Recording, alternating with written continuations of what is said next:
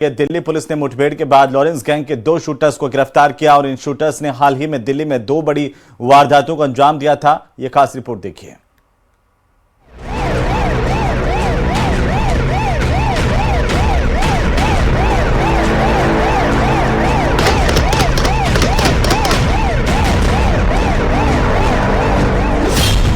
Delhi police का operation gang.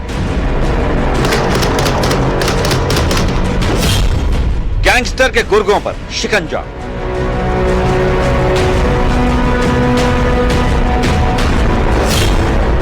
Firing कांड में बिछाया ट्रैप।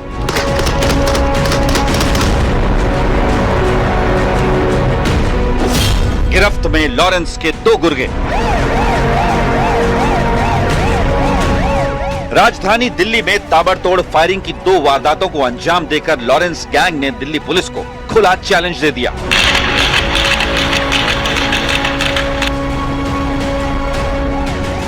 तो दिल्ली पुलिस ने भी इसे अपनी साख का सवाल बना लिया। दिल्ली नॉर्थ डिस्ट्रिक्ट जिले के एंटी नारकोटिक्स टीम ने लॉरेंस गैंग के गुर्गों को पकड़ने के लिए ट्रैप बिछाया। दोनों तरफ से गोलीबारी हुई और फिर 2 वारदातों को अंजाम देने वाले लॉरेंस के 2 गुर्गों को गिरफ्तार कर लिया गया।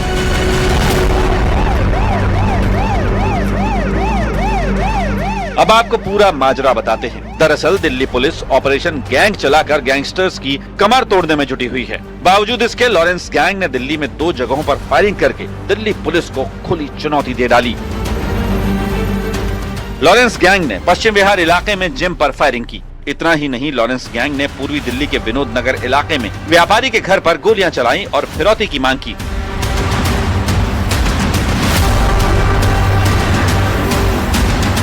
फायरिंग करने वाले बदमाशों की जानकारी मिली तो पुलिस ने घेर लिया और मुठभेड़ में शार्प शूटर दीपक के पैर में गोली लगी, जबकि एक कांस्टेबल को भी गोली लगी। पकड़े गए 2 शूटर्स में एक नाबालिग है। इन बदमाशों पर दिल्ली में रंगदारी के लिए 2 बड़ी फायरिंग में शामिल होने का आरोप है। लॉरेंस गैंग के शूटर्स के पास से 2 पिस्तौल, जिंदा कारतूस और स्कूटी बरामद हुई है। बहरहाल राजधानी में हुई वारदातों का दिल्ली पुलिस ने फौरन जवाब दिया और लॉरेंस गैंग के 2 शूटर्स को गिरफ्तार करके उसको कमजोर करने का काम किया। अब देखना यह होगा कि क्या दिल्ली पुलिस का ऑपरेशन गैंग राजधानी में अपराध रोकने में कामयाब होता है। दिल्ली से दीपक बिष्ट, न्यूज़ 18 इंडिया।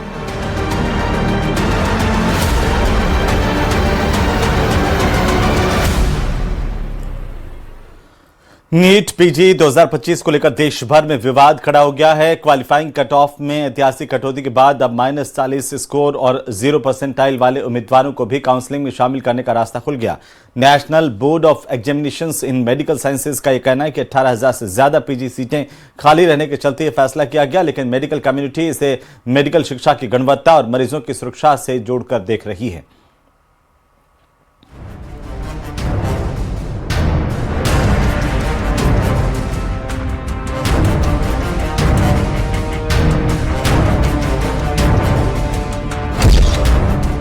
क्यों घटाया गया नीट पीजी का कट ऑफ?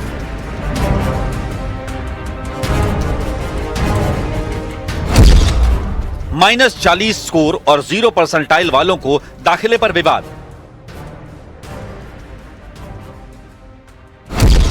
मेडिकल शिक्षा का स्तर गिरने पर छिड़ा बड़ा विवाद। नीट पीजी 2025 को लेकर देश में बड़ा विवाद खड़ा हो गया है। National board of examinations in medical sciences यानी NBEMS ने स्वास्थ्य मंत्रालय के निर्देश पर क्वालिफाइंग कट ऑफ में भारी कटौती कर दी है। सरकार का तर्क है कि देश भर में 18,000 से ज्यादा पीजी सीटें खाली हैं, जिन्हें भरने के लिए यह फैसला जरूरी था। नीट पीजी 2025 की क्वालिफाइंग कट ऑफ में भारी कटौती। नीट पीजी 2025 के 3rd राउंड काउंसलिंग के लिए NBEMS ने क्वालिफाइंग कट ऑफ में जबरदस्त कटौती की है। NBEMS ने SC ST OBC वर्ग के लिए क्वालिफाइंग परसेंटाइल को 0 तक घटा दिया है, यानी अब -40 स्कोर वाले उम्मीदवार भी काउंसलिंग में शामिल हो सकेंगे। जनरल EWS कैटेगरी में काउंसलिंग के लिए अब 7वीं परसेंटाइल यानी 103 अंक पाने वाले छात्र भी काउंसलिंग में शामिल हो सकेंगे। जनरल PWBD कैटेगरी यानी पर्सन विद बेंचमार्क डिसेबिलिटी के छात्र अब 5वें परसेंटाइल यानी 90 अंक पाकर भी नीट पीजी की काउंसलिंग में शामिल हो सकेंगे। हालांकि सरकार का कहना है कि एडमिशन पूरी तरह मेरिट और अधिकृत काउंसलिंग सिस्टम से ही होंगे। नीट पीजी में 0 परसेंटाइल होने का क्या मतलब है? नीट पीजी काउंसलिंग में 0 परसेंटाइल होने का मतलब समझने के लिए पहले परसेंटाइल का मतलब समझना जरूरी है। परसेंटाइल यह बताता है कि आपकी रैंक बाकी उम्मीदवारों के मुकाबले कहां है, न कि आपने कुल कितने प्रतिशत अंक पाए हैं। मतलब यह तुलना का पैमाना है। अगर आपकी 90 परसेंटाइल है तो इसका सीधा अर्थ है कि आपने परीक्षा देने वाले 100 में से 90 लोगों से बेहतर प्रदर्शन किया है, यानी आप उनसे आगे हैं। लेकिन इसका मतलब यह नहीं कि आपको 90% अंक मिले हैं। इसी तरह अगर किसी की परसेंटाइल 50 है तो वो ठीक बीच में है, आधे लोग उससे आगे हैं और आधे पीछे। और 0 परसेंटाइल का मतलब है कि लगभग सभी उम्मीदवार आपसे आगे हैं। इसलिए प्रतियोगी परीक्षाओं में परसेंटाइल बहुत अहम होता है, क्योंकि यहाँ अंक से ज्यादा आपकी तुलना दूसरों से की जाती है। आप दूसरों के मुकाबले कितने आगे या पीछे हैं। नीट पीजी काउंसलिंग में 0 परसेंटाइल का मतलब ये नहीं कि आपके 0 अंक हैं, बल्कि ये कि अब काउंसलिंग के लिए कोई न्यूनतम स्कोर की बाधा नहीं है। एनबीईएमएस और सरकार के फैसले पर भारी विवाद। मेडिकल शिक्षा का स्तर गिरने का आरोप। National board of examination in medical sciences और सरकार के इस फैसले पर मेडिकल कम्युनिटी में तीखा विरोध देखने को मिल रहा है। Federation of resident doctors association यानी फोर्डा ने स्वास्थ्य मंत्री को लिखी चिट्ठी में इस फैसले को मनमाना बताते हुए कहा कि बिना डेटा और परामर्श के लिया गया ये निर्णय मेरिट सिस्टम को कमजोर करता है और इसका फायदा निजी मेडिकल कॉलेजों को मिलेगा। संगठन ने कट ऑफ तुरंत बहाल करने और पारदर्शी समीक्षा समिति बनाने की मांग की है। वहीं federation of all India medical association यानी FAIMA ने इसे मेरिट की हत्या बताया। होता है कि हमें इस फैसले का पुरजोर विरोध करना है और ये जो -40 मार्क्स वाला जो एलिजिबिलिटी क्राइटेरिया सेट किया है गवर्नमेंट ने, इस स्टेप को गवर्नमेंट वापस ले, ताकि हम डॉक्टर और मरीजों का जो विश्वास है वो जीत पाए और एक मरीज का प्रॉपर इलाज एक शिक्षित डॉक्टर करे, अशिक्षित डॉक्टर ना करे। धन्यवाद।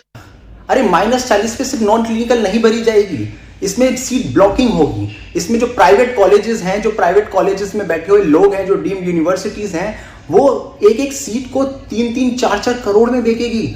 हमने लास्ट से लास्ट ईयर में भी देखा है कि क्या हुआ है। एक रेडियोलॉजी की सीट 6-6, 7-7 करोड़ तक में बेची गई है।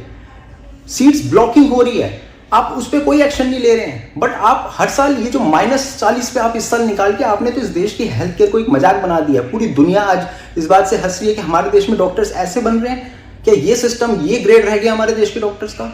मुझे लगता है इस पे बहुत ही ज्यादा निष्कर्ष की जरूरत है और इस डिसीजन को जितनी जल्दी हो सके वापस ली जाए। दरअसल इंडियन मेडिकल एसोसिएशन की तरफ से मेडिकल कॉलेजों में सीटें खाली न रहने देने की मांग उठाई गई थी, जिसके बाद सरकार ने ये फैसला लिया। लेकिन मेडिकल एसोसिएशंस के बढ़ते विरोध के बीच ये मामला तूल पकड़ता दिखाई दे रहा है।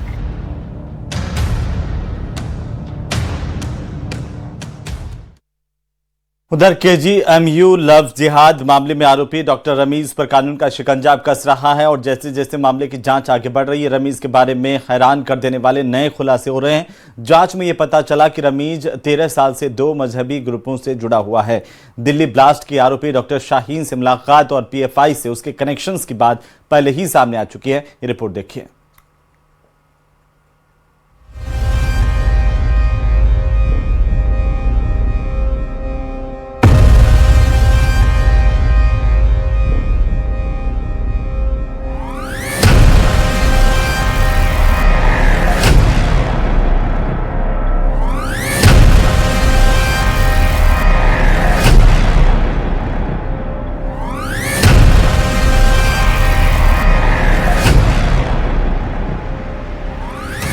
KGMU लव जिहाद मामले में CM योगी हर एक बड़े अपडेट ले रहे हैं।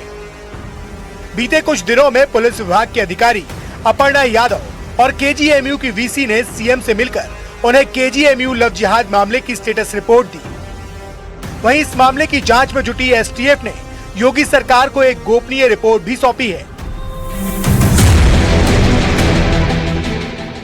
वहीं आरोपी डॉक्टर रमीज मलिक की कुंडली खंगाल रही जांच एजेंसी को उसके बैंक खातों से हुए लेन देन के बारे में पता चला है। फरारी के दौरान रमीज ने अपने बैंक खातों से लाखों रुपए का लेन देन किया। रमीज ने 5-7 लाख रुपए पश्चिमी यूपी से जुड़े एक व्यक्ति को भेजे। उस शख्स की तलाश अब एजेंसियां कर रही हैं। फरारी के दौरान रमीज ने दिल्ली उत्तराखंड समेत कई राज्यों में पनाह भी ली। न्यूज 18 इंडिया से खास बातचीत में केजीएमयू के छात्रों ने बताया कि रमीज ने किसी भी सीनियर या जूनियर डॉक्टर को अपनी पहली शादी में नहीं बुलाया था।